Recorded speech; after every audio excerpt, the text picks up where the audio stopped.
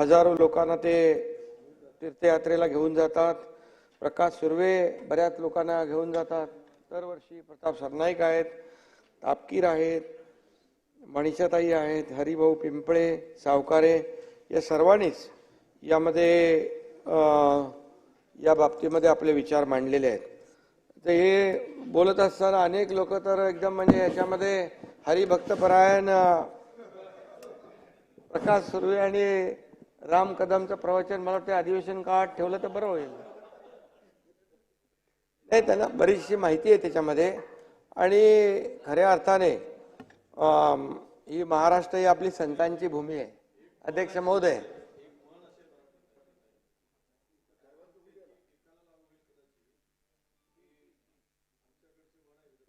आधी खोदले खोडं खाडं, नंतर बसले तुळशी पुढं. ते काय काय कळलं नाही, कळलं नाही. ते आधी बसले काय विसरले. आधी काय खोदले आधी खोदिले खोडं खाडं, नंतर बसले तुळशी पुढं. त्यांना लागू होते म्हणून सांगितलं. अर्थ सांगू? नाही, मला वाटतं तो तुमच्यापर्यंत येईल. इकडे थांबा, सांगू नका. चला आता अर्थाचा अनर्थ निघेल, पुढे जाऊया. अर्थाचा अनर्थ होईल आणि तिथपर्यंत पोहोचेल. त्यामुळे महाराष्ट्र ही विजयभाऊ संतांची भूमी आहे. आणि म्हणून महाराष्ट्रामध्ये अनेक संत होऊन गेले. आणि आपण खऱ्या अर्थाने आता पांडुरंगाची वारी सुरू आहे. काल अजितदादांनी आपल्या अर्थसंकल्पीय भाषणामध्ये मुख्यमंत्री वारकरी संप्रदाय महामंडळ केलं. खूप मोठा आनंद वारकऱ्यांमध्ये झालाय त्यांना. आणि आपण पहिल्यांदा आपल्या सरकारने दिंडीला 20,000 रुपये एक अनुदान म्हणा, जे काय म्हणा, कारण ते मदत म्हणा, कारण ते जेव्हा वारीला जातात अनेक विषय घेऊन समाज प्रबोधनाचं काम करतात, जे राज्याच्या हितासाठी विषय असतात. मग पर्यावरण असेल, अनेक विषय असतील. आणि त्यामुळे आपण त्यांची मागणी होती त्याप्रमाणे तात्काळ हे सर्वसामान्यांचं सरकार आहे. आणि वारकऱ्यांचं, कष्टकऱ्यांचं, कामगारांचं, माता भगिनींचं, युवकांचं हे कालच्या आपल्या बजेटमध्ये आम्ही दाखवून दिलेलं आहे. विजयभाऊ, आपल्याला माहीत आहे की महिला भगिनींना देखील जी काही योजना आम्ही काल केली, आपल्या सगळ्यांना त्याचा फायदा होणार आहे. आणि आज आपला प्रपंच उदरनिर्वाह चालवत असताना, आपला कुटुंबाचा गाडा चालवत असताना थोडा का होईना त्यांना शासनाच्या वतीने एक मदतीचा हात देण्याचं काम आपण केलं. आणि त्यामुळे देखील ते आनंदित झालेले आहेत. मुख्यमंत्री माझी लाडकी बहीण योजना, त्यामध्ये मग काही लोक म्हणाले अरे लाडका भाऊ कुठे गेला, तर लाडका भावाचं पण आम्ही त्याच्यामध्ये नियोजन केलं की जे तरुण आहेत, बेरोजगार आहेत, त्यांना आम्ही 10,000 रुपयाचं जे काय अप्रेंटिसशिप आहे ती देण्याचा निर्णय घेतला. यामधून त्याला कामही, नोकरी मिळाल्यानंतर त्याच्या जागी दुसरा येईल, तो ते अप्रेंटिसशिपचे पैसे घेईल. त्यामुळे लाडका भावाचाही काल आम्ही तो निर्णय घेतला. त्यामुळे जसं तुमच्या सूचना असतील त्या आणि त्याच्यामध्ये आम्ही इन्क्लूड करत जाऊ. आणि महिलांना सगळ्यात महत्त्वाचं म्हणजे जेवण शिजवण्यासाठी गॅसचे भाव वाढले, कसं होणार. ताई इकडे आहेत आणि ती चिंता असते, ती चिंता देखील आमच्या अजितदादांनी दूर केली. आणि 3 सिलेंडर जे आहेत ते मोफत देण्याचा निर्णय आम्ही घेतला. विजयभाऊ, 3 सिलेंडर मोफत देण्याचा. त्यामुळे काही विरोधी पक्ष मोफत सिलेंडर दिल्यामुळे गॅसवर आलेत, ते ठीक आहे, असू दे, त्याच्यामध्ये शेवटच्या दिवशी बोलतो मी. पण आणि त्याचबरोबर आपण शेतकऱ्यांना देखील, तुम्ही म्हणाले शेतकऱ्यांना काय दिलं, शेतकऱ्यांना विजयभाऊ आतापर्यंत तुम्ही आपल्या छातीवर हात ठेवून मला सांगा, आतापर्यंत खरं आकडेवारी तुम्ही बघा. तुम्ही विरोधी पक्ष नेता, तुम्हाला सगळं आकडेवारी मागण्याची अधिकार आहेत, बघण्याचा अधिकार आहे. आणि आतापर्यंतच्या इतिहासामध्ये अतिवृष्टी, अवकाळी आणि गारपिटीला 15,000 कोटी रुपये 2 वर्षात कधीच दिले नव्हते. आम्ही NDRFचा नियम मी का सांगतोय, तुम्ही नेहमी शेतकऱ्यांच्या तोंडाला पानं पुसली, शेतकऱ्यांना फसवलं. त्याच्यामुळे मी बोलतोय. आणि म्हणून मीडियाला पण मी काय सांगितलं, तुम्ही विरोधी पक्षाने सांगितल्यानंतर कधी आम्हाला विचारा खरी वस्तुस्थिती काय, तसंच त्याच्यामध्ये जातं. तर NDRFच्या दुप्पट आम्ही विजयभाऊ दिले की नाही, आम्ही निर्णय घेतला की नाही, नाही घेतला असेल तर सांगा नाही घेतला. मिळाले ना 15,000 कोटी रुपये. आणि 2 हेक्टरचे ताई बघा, हा एकनाथ शिंदे कधी आयुष्यात खोटं बोलला नाही, खोटं बोलणार नाही आणि जे जे बोलला ते करणार. डीबीटीने दिले, डीबीटी 15,000 कोटी विजय भाऊ. आणि दुसरी गोष्ट ऐका, दुसरी गोष्ट सततच्या पावसामुळे होणारं नुकसान कधी मिळत होतं ते आपण द्यायला लागलो. 1 रुपयामध्ये पीक विमा योजना आपण चालू केली, काही ठिकाणी त्याचे पैशाचं वाटप झालं. आज शेतकऱ्यांना प्रीमियम भरायचं, आम्ही त्यांचं संकट त्यांची जबाबदारी आमच्यावर घेतली. अरे 6,000 रुपये केंद्र सरकारने मोदीजीने दिले, त्यात आणखी 6,000 रुपये कधी टाकले होते सरकारने, सांगतो तुम्हाला. अरे बाबा, हे कालचा विषय, त्याच्यामध्ये चांगलं ऐकायचं. 6,000 रुपये तुम्ही म्हणजे 12,000 रुपये. अध्यक्ष महोदय, हे जे खोटं बोलतात, उत्तर होऊ दे, उत्तर होऊ दे. खोटं बोला, विरोधी पक्ष नेते उत्तर होऊ दे, खाली बसा. नाही अध्यक्ष, हे बरोबर नाही, हे बरोबर नाही, हे बरोबर नाही. तुम्ही ऐका विजय भाऊ, नाही, विरोधी पक्ष नेते बरोबर नाही. खरं ऐकायची सवय ठेवा, खरं ऐकायची सवय ठेवा. खरं विजय भाऊ, तुम्ही माझे मित्र आहात, अरे खरं ऐकायची सवय ठेवा ना. नेहमी काय ते बाकी लोकांसारखं तुम्हाला पण लागलाय सवय, खोटं बोला पण रेटून बोला. अरे असं काय चालतं काय? वाहन नाही पण गुण लागला तुम्हाला. तुम्हाला चांगलं समजत होतो, आपले मित्र आहात तुम्ही. आणि म्हणून मी सांगतो तुम्हाला, हे सरकार, या सरकारने काल शेती पंपाचं पण बिल माफ करण्याची हिंमत दाखवली. अरे ऐका ना, हिंमत दाखवली. येतो आणि युवकांना पण 10,000 रुपये देण्याचं धाडस आम्ही केलं की नाही. आता तुम्ही एवढंच बघा, तुमचे लोक काही लोक काय म्हणतात, कुठून देणार. अरे आम्ही लोक सरकारमध्ये इथे आहोत, तुम्हाला त्यांच्या खात्यात डीबीटी गेल्यावर कळेल की नाही, डीबीटीने पैसे गेल्यावर कळेल की नाही. आणि 1 जुलै पासून लगेच लागू विजयराव, 1 जुलै पासून. आणि आमचे दादा जे बोलतात, GR काढला, दादा का वादा पक्का रहता है. GR वाचा. आणि हे बघा GR, या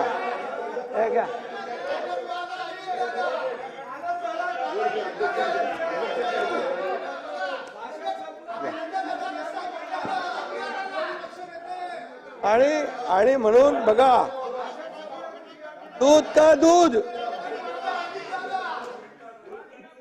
दूध, पाणी का पाणी, इथंच आहे. आता काय म्हणाले जयंतराव, क्या लोकसभा में चादर फट गई. अरे चादर फट गई कोणाची? मोदी साहेब तो प्रधानमंत्री बनले, तुम्ही फाटली कोणाची? अरे हरलेले पेढे वाटतात, हरलेले लोक पेढे वाटायला लागले येण्यासारखे. अरे काय. आणि दुसरी गोष्ट, तुम्ही कशाला पेढे वाटताय? म्हणजे विरोधी पक्ष नेतापद मिळालं म्हणून कशाला? त्याला सांगा तरी.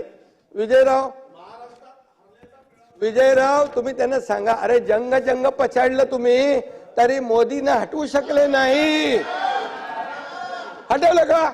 आणि आता तुम्हाला मी सांगतो, तुमचे काल ज्या आम्ही योजना सगळ्या केल्या, युवकांना, माझ्या भगिनींना, माझ्या ज्येष्ठांना, माझ्या शेतकऱ्यांना, सगळ्यांना केल्या.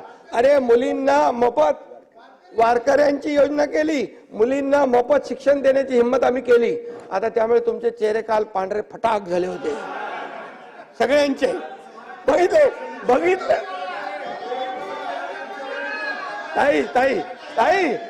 ताई यांचे चेहरे ना मी बघत होतो बोलताना मीडियावर. विजयराव नव्हते तिकडे, त्यांची नावं घेत नाही कोण कोण होते. विजयराव नव्हते, त्यांना माहित आहे हे सरकारच्या विरोधात कसं बोलणार आपण, कारण हे सरकार देणारं सरकार आहे, त्यामुळे ते गेले निघून. आणि बाकी लोक होते त्यांचे चेहरे मी बघत होतो, त्यांना वाटलं होतं एवढं या अधिवेशनामध्ये लोकसभेत थोड्या जादा जागा मिळाल्या, खोटं नरेटिव्ह पसरवून, फेक नरेटिव्ह पसरवून संविधान जाणार, मतं मिळाल्यानंतर ते एवढे फुगले होते की आता विधानसभा जिंकलीच म्हणून समजा. अरे काल आम्ही जाहीर केल्यानंतर सगळ्यांचं सुतक झालं होतं.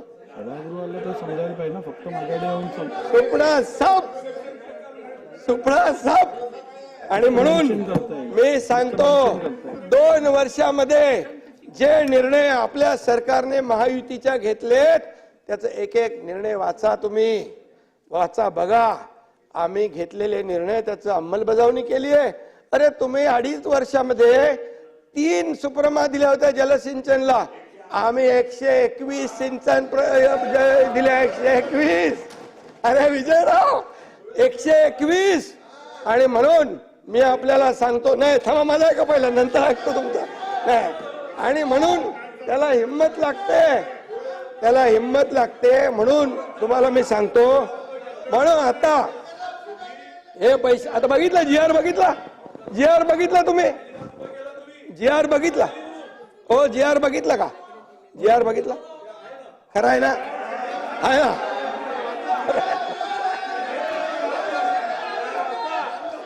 त्यामुळे तुम्हाला सांगतो. आणि बसा बसा, बजेट आपण अर्थसंकल्पावरती चर्चा घेऊ त्यावेळेला बोलू.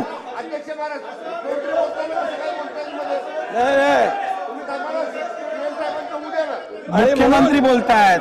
आणि म्हणून विरोधी पक्ष नेते बसा, बसून घ्या, बसून घ्या. मंत्री महोदय बसून घ्या, बसून घ्या, बसून घ्या, बसा बसा. हे बघा, सभागृहात मी स्वतः उभा आहे, अध्यक्ष उभे आहे, डेकोरम पाळा. आपण बसून घ्या, बसून घ्या, दोन्ही बसून घ्या, बसून घ्या, पहिली दोन्ही बाजूनी बसून घ्या, बसून घ्या. ताई खाली बसा, खाली बसा. राम कदमजी आपण आपल्या जागेवर बसा. नाही, काय झालं अध्यक्ष महोदय, बघा, खरं जे मी बोललो त्याच्यात एकही शब्द खोटा असेल तर त्याच्यातून काढून टाका. खरं बोलण्या, खरं ऐकण्याची सवय ठेवा विजयराव, खरं ऐकण्याची सवय ठेवा.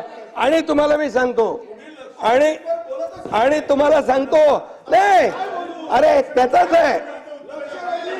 नाही, खाली बसून बोलू नका असं. आणि म्हणून वारकरी नाही, याच्यामध्ये वारकऱ्यांचाही विषय होता ना, त्यामुळे आम्ही तो वारकरी, शेतकरी सगळे सोबत घेतले. आता तुमचा काय त्याला विरोध आहे का? वारकऱ्यांना आहे का विरोध? शेतकरी कोण आहे? शेतकरी दिंडीमध्ये जाणारा वारकरीच आहे. बरोबर की नाही? तर त्यामुळे शेतकरी पण वारकरी दिंडीमध्ये जाणार आहे. त्यामुळे महिला वारकरी नाहीत का? मग त्यांच्यासाठी आम्ही काय केलं ते बोलू नये का? आता तरुण मुलं वारकरी जातात ना दिंडीमध्ये. त्यामुळे आम्ही विजय भाऊ काय माहितीये, आता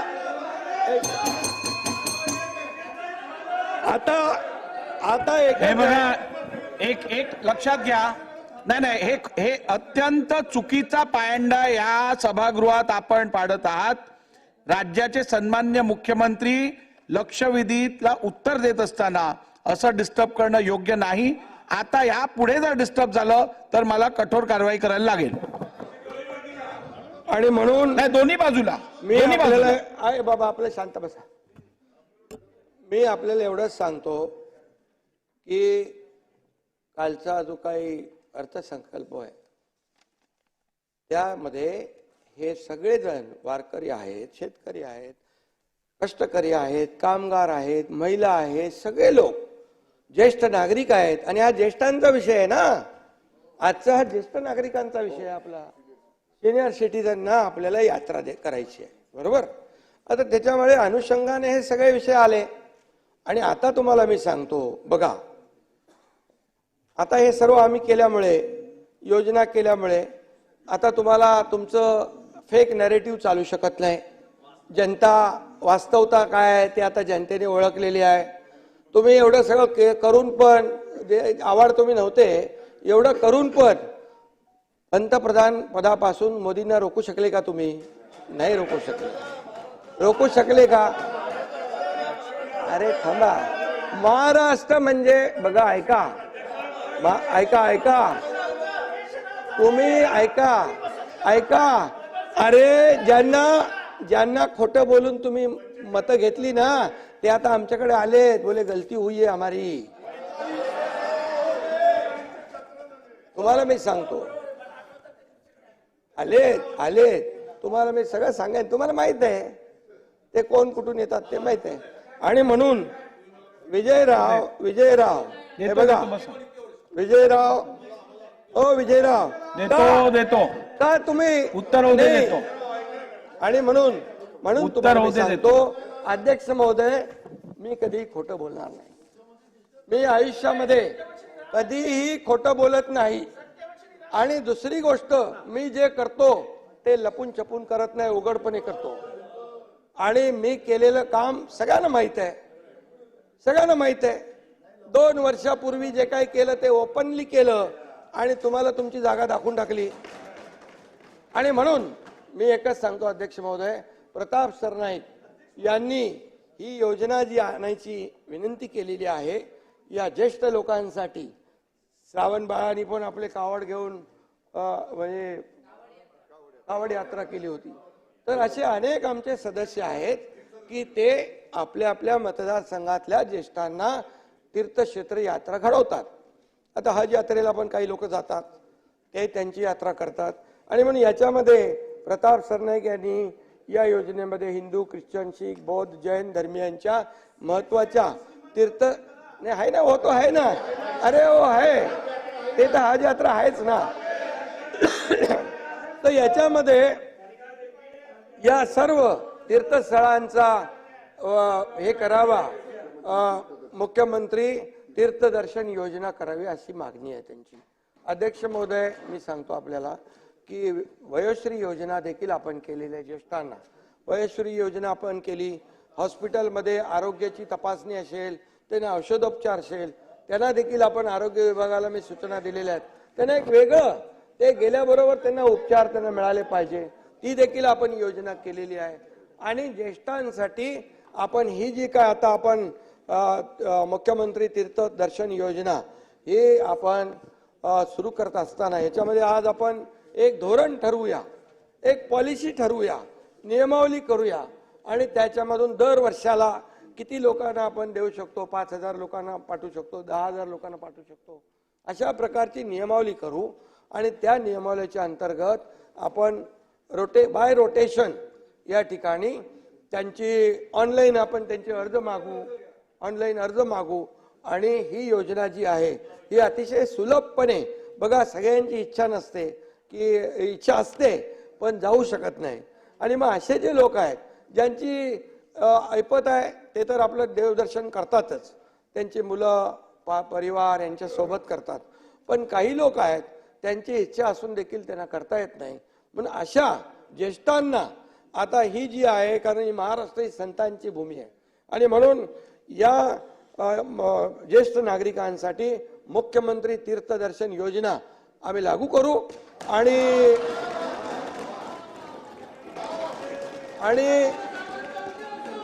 त्याचाही आशीर्वाद सरकारला मिळेल, तुम्हाला थोडा मिळेल, आम्हाला जास्त मिळेल. आणि आता इथून पुढे आणखी काही दिवस आहेत, त्याच्यामध्ये बघा नवीन आणखी निर्णय घेऊ आम्ही. म्हणजे निर्णय घेतल्यानंतर नाही, आचारसंहितेला टाइम आहे अजून. आता ही योजना आम्ही राबवणार ताबडतोब, हे लगेच सुरू होणार. आणि त्यामुळे विजयराव, तुम्ही एकदम ह्या सर्व योजनांमुळे विरोधी पक्ष नेता म्हणून चांगलं मजबूत काम करताय. ते विरोधी पक्ष नेता म्हणून कायमचं काम आपण करत राहा. आणि असे तुम्ही काल नाना पटोले आणि या सगळ्यांना सोडून ते गेले, आणि तुम्हाला तिकडे मीडियावर तुम्हालाच बघत होतो फक्त. सगळ्या विरोधी पक्ष नेते नव्हते, कारण त्यांना माहित होतं की आता हा जो काही अर्थसंकल्प. त्यांचं उत्तर झाल्यानंतर माझं उत्तर होऊ दे झाल्यावर त्यांचं माझं झाल्यावर त्यांचं उत्तर होऊ दे. जयंतराव आले, जयंतराव आले लोकसभा में. जयंतराव चादर वाले आले, चादर चादर चादर